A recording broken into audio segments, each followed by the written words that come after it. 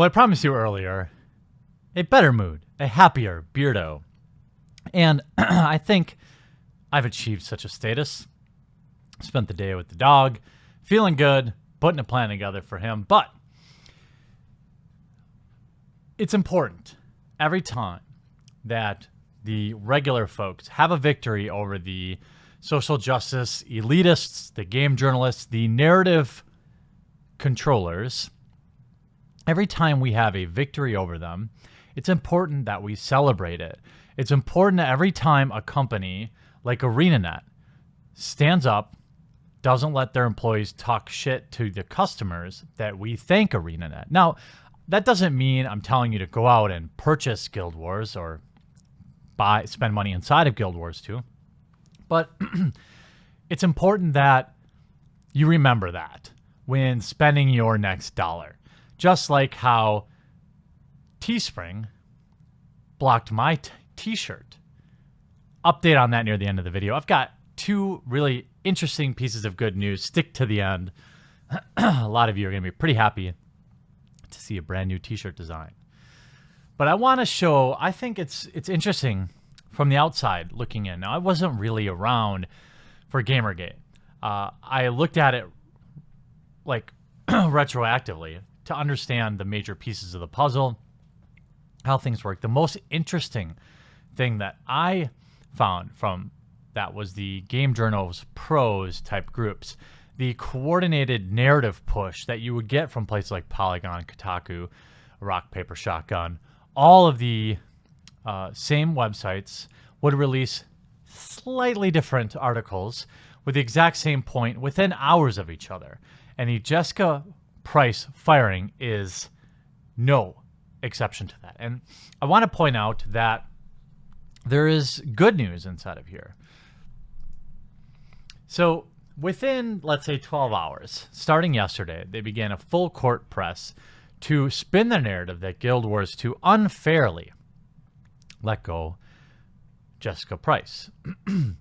They folded like a cheap card table, says fired Guild Wars 2 writer.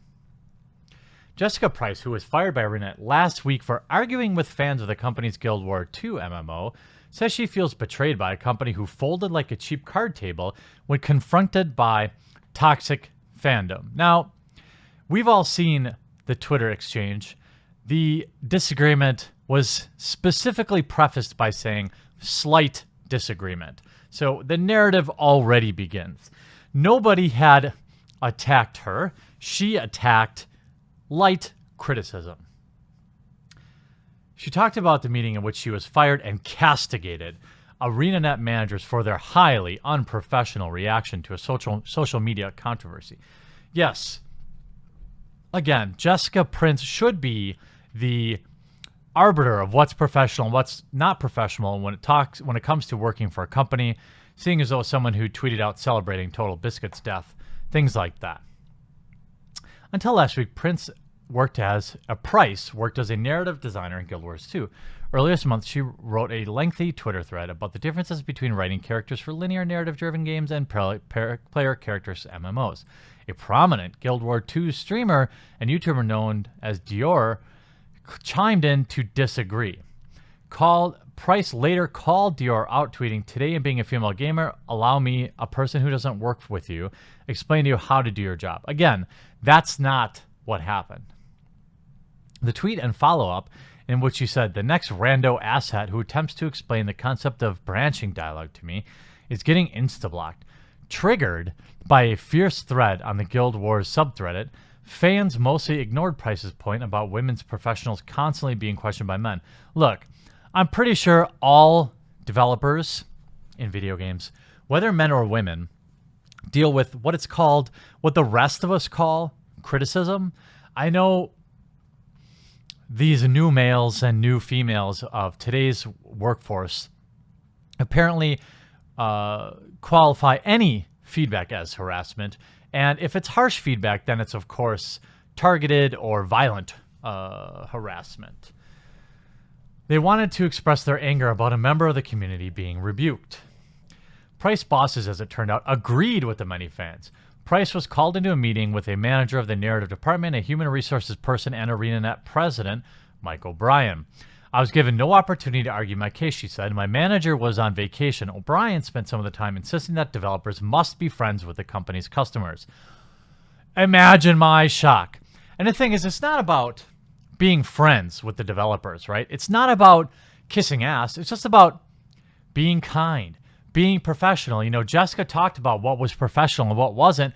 Maybe not replying to light criticism by calling someone an asshat or spazzing out about, I'm a woman and I'm a developer, therefore the job is harder for me, is not professional. He told me I look back and regret this because we were doing great work and I'd ruined it. He's right. The whole thing is highly unprofessional, she continued. There was zero reason for him to be there.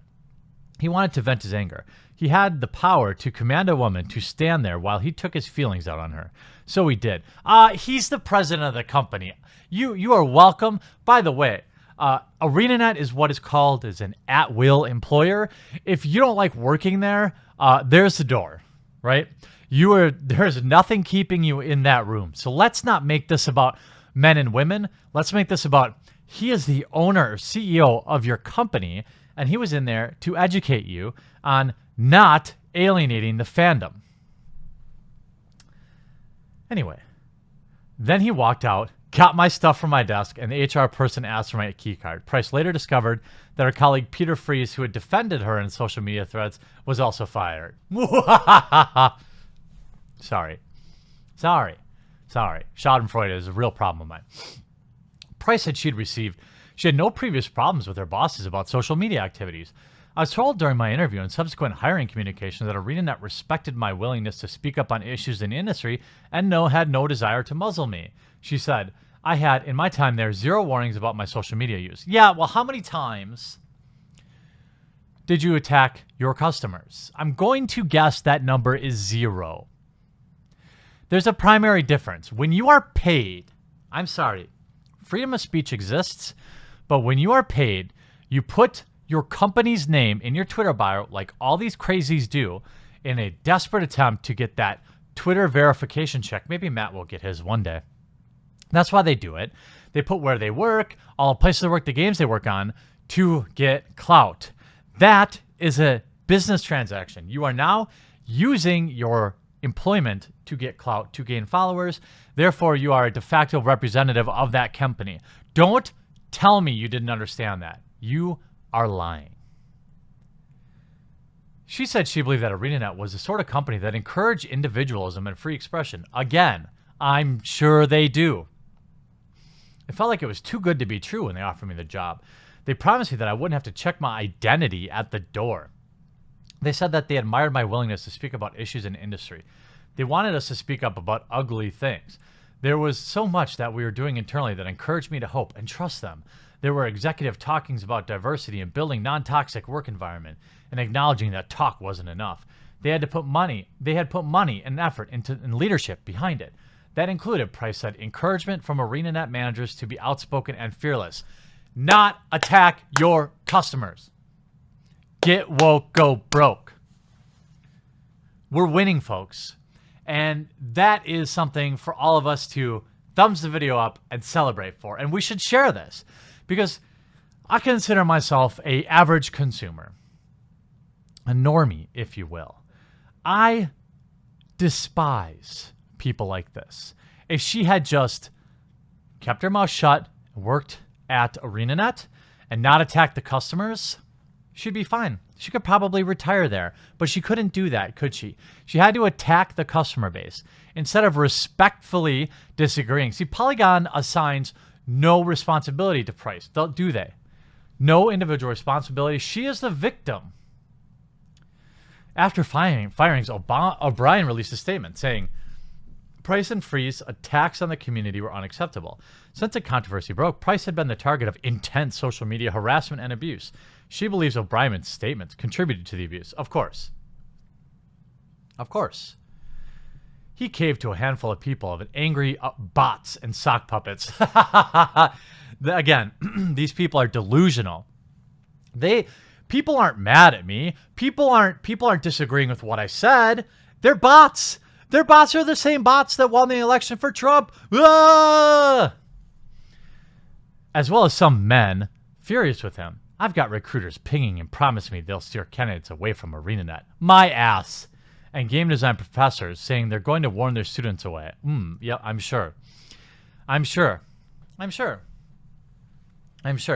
Following our interview with Price, Polygon contacted ArenaNet for comment. O'Brien issued a further statement to us. And this is where, thumbs up for not being a pussy, Miss O'Brien. Let's read this. Jessica had identified herself as an ArenaNet employee on Reddit and Twitter. This is exactly what I said. Okay. Had been discussing episode 3 storytelling with fans, then written a 25-part tweet about how well we tell stories in MMOs relating back to episode 3. She was representing the company. The expectation was to behave professionally and respectively, or at least walk away. Instead, she attacked. Concerns have been publicly raised that she was responding to harassment. It's not my place to tell employees when they should or shouldn't feel harassed. In this case, however, our employees could have chosen not to engage. They could have brought the issue to the company, whereby we would have done everything we could to protect them. We won't tolerate harassment when employees feel harassed. We want them to bring the issue to us so we can protect the employee, deal with the issue, and use it to speak to a larger issue of harassment. Whatever Jessica and Peter felt internally about the situation was objectively a customer engaging us respectfully and professionally, presenting a suggestion for our game. Any response from our company needed to be respectful and professional. A perceived slight does not give us a license to attack. Woo! Ha ha! I want to work for this dude. We've all dedicated our careers to entertaining people, making games for the purpose of delighting those who play them. We generally have a wonderful relationship with our community, and that's the point of pride for us. We want to hear from our players. It's not acceptable that an attempted interaction with our company, in this case, polite game suggestion, would be met with open hostility and derision from us. That sets a chilling precedent. The tweets were made on July 4th when the studio was closed for the holiday. We were aware of them that day. We decided we need to take action in the morning. The fact that the community's anger was escalating on July 5th could make it look like our actions was in response to community anger. That wasn't the case. We took action as soon as we practically could. Practicably. Why can't I say that word? I hate to let employee go. I wish just the best for Jessica and Peter as any former employee in whatever they choose to do next. Whatever you thought of the tweets, Jessica and Peter were also part of the team that brought you the kidnapping scene from episode 1, which was a wonderfully executed scene. That's how I want to remember their time at ArenaNet. Price now regrets boosting ArenaNet as a good place to work.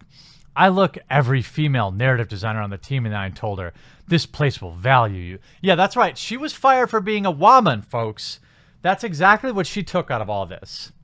She was fired because woman. This place will value you. They trusted me. I led them wrong. The wounds from Gamergate. Of course! Why wouldn't it be Gamergate? Why? She's kind of behind the times. Why isn't she blaming Trump? The fact that the company touts itself as welcoming to marginalized talent that may have reignited a hate campaign designed to drive marginalized talent out of games is a very painful irony. Of course, just lies. But if we look, right, this is the one narrative, right? Fired Guild Wars 2 writer said she was given no warning. The whole thing was highly unprofessional. Former ArenaNet writer said she had no chance to argue her case before firing. ArenaNet's firings reinforced gaming's culture's worst impulses. Instead of de-escalating, the company poured gasoline on the problem. No, they de-escalated it by removing her from their employment. This is how actual business works in the real world. If you work for a construction company and you have a very public Twitter profile and you call your customers asshats or attack them, you get fired. Guild Wars 2 writers fired for calling out a fan on Twitter. No. This is not the case.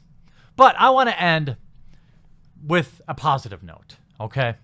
I want you to know that the sane people are winning. We are winning. Thumbs up for winning. We have to keep voting with our wallets, and we have to keep pointing this kind of shit out and say, as customers, We don't accept this. You don't get the right to talk down on us, talk down to us, just because you have verified Twitter. Just because you work for the company that we bought a piece of software from. Just because you're the writer of a comic book we're a fan of. You don't get to talk down to us.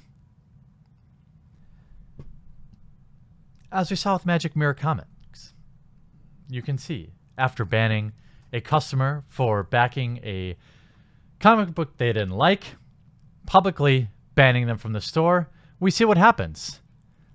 If you can't read that, that says permanently closed. That's right, Magic Mirror Comics. Personally, permanently closed. Thumbs up for getting woke, going broke, and look what we got for sale at Crypto Fascia right now. Boop, boop. We've got the original design. The original design is back up for sale. A cartoon cowgirl with the catchphrase, get woke, go broke. Make sure you get yours today. I hope you enjoyed today's videos, and I look forward to talking to you tomorrow.